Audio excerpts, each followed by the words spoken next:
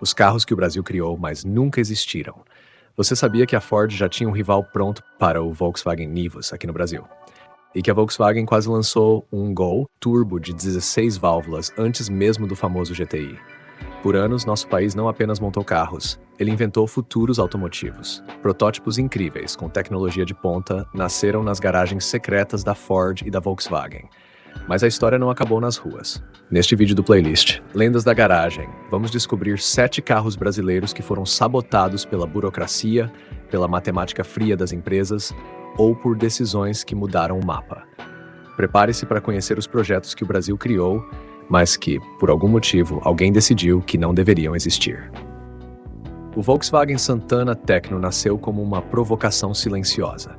Em uma época em que o mercado brasileiro ainda associava tecnologia a luxo distante, esse protótipo ousava trazer soluções avançadas para um sedã nacional. Era a tentativa de antecipar um futuro mais inteligente, mais seguro e mais conectado com o que já se discutia lá fora. Mas o Brasil via sob um regime de protecionismo industrial pesado, e inovação demais podia significar custo alto, risco comercial e dor de cabeça regulatória. O Santana Tecno não morreu por falha técnica. Morreu porque chegou cedo demais a um mercado que ainda vendia simplicidade como virtude.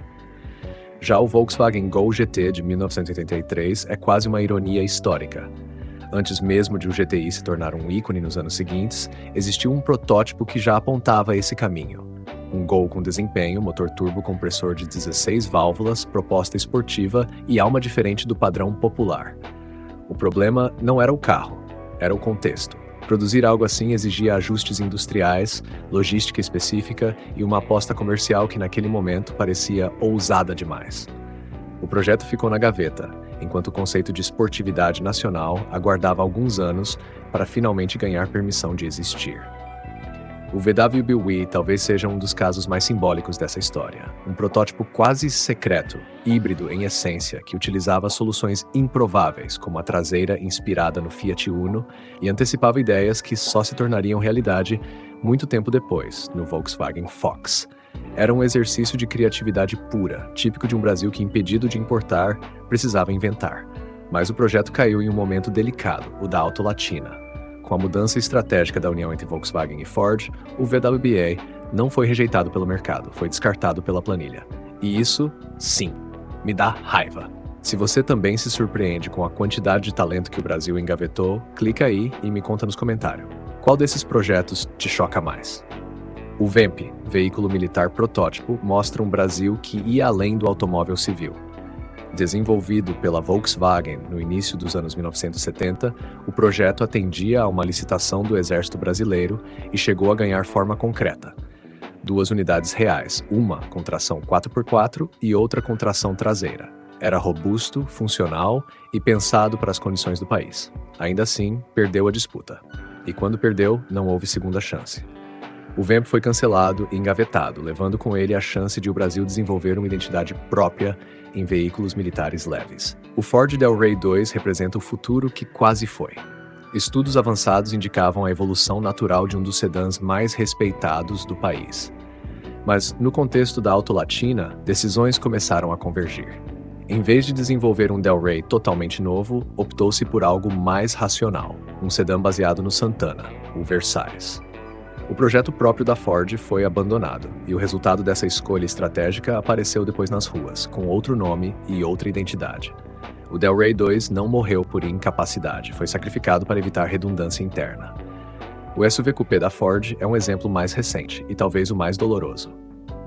Em um mercado que começava a abraçar SUVs compactos com design ousado, a Ford tinha em mãos um projeto avançado, pronto para rivalizar diretamente com o VW Nivus e até abrir caminho para um novo Corcel reinterpretado. Mas em 2021 veio o fechamento da Ford no Brasil. O projeto, que estava vivo, simplesmente foi desligado. Não por erro técnico, não por rejeição do público, mas porque a decisão corporativa mudou o mapa inteiro. O carro não foi cancelado, a Ford saiu do jogo. Por fim, o Ford Corcel de 4 portas revela como o mercado também pode ser uma prisão cultural. Um protótipo funcional da Belina com 4 portas chegou a ser construído, mas a Ford recuou. Naquele Brasil, carro familiar de 4 portas ainda era visto com desconfiança, e o Del Rey ocupava o espaço do luxo aceitável. Lançar um corcel assim poderia confundir o público e canibalizar vendas. A decisão foi engavetar. O curioso é que anos depois, o próprio mercado provaria que o conceito fazia todo sentido, só não naquele momento. No rastro dos projetos que nunca existiram. Sabe, isso aqui não é só mais um vídeo, é parte do projeto. E agora eu te pergunto, se você pudesse escolher apenas um desses carros, o Santana Tecno, o Gol Turbo ou o Del Rey 2 da Ford, qual você traria de volta à vida amanhã?